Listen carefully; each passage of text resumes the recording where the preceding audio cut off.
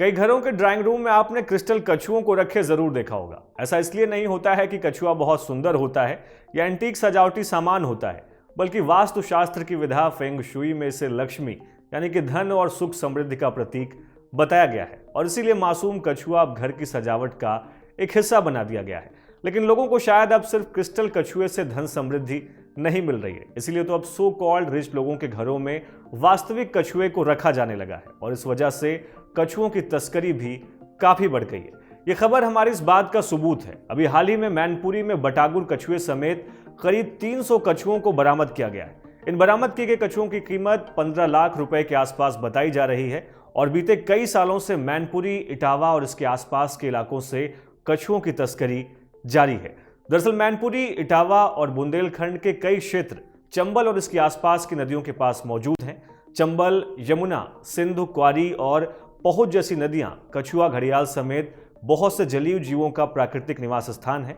इन नदियों में बड़ी संख्या में कई प्रजाति के कछुए पाए जाते हैं। इनमें से कुछ प्रजातियां जैसे कि बटागुर कछुए आदि की प्रजाति तो बेहद ही दुर्लभ है, जिसे IUCN की रेड लिस्ट में गंभीर रूप से लुप्तप्राय श्रेणी में शामिल किया गया है। बीते साल 23 मई 2022 को ही विश्व कछुआ दिवस के मौके पर एक रिपोर्ट जारी कर बताया गया कि बटागुर कछुओं की संख्या बढ़कर के 500 हो गई है, लेकिन यह संख्या अभी भी बहुत कम है।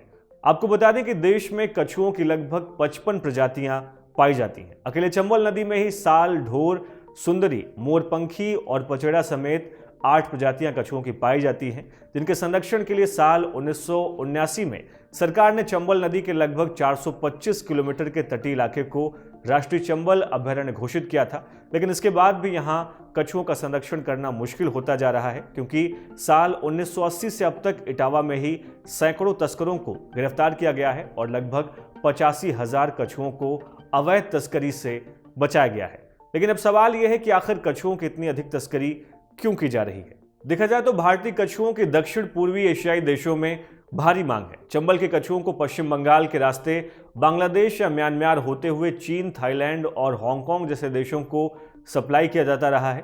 दरअसल विदेशों में नरम खोल वाले कछुए का सूप और चिप्स बहुत डिमांड में है। ये नरम खोल वाले कछुए चंबल में बड़ी संख्या में पाए जाते हैं। इसके अलावा कछुओं की खोल से दवाई का भी निर्माण किया जा रहा है और चीन के तो कुछ प्रांतों में कछुए की खोल का इस्तेमाल भविष्यवाणी के लिए भी किया जाता है।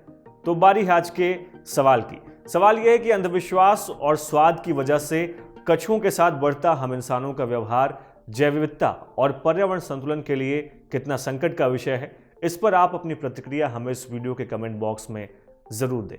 देखते रहें बातें यूपी की।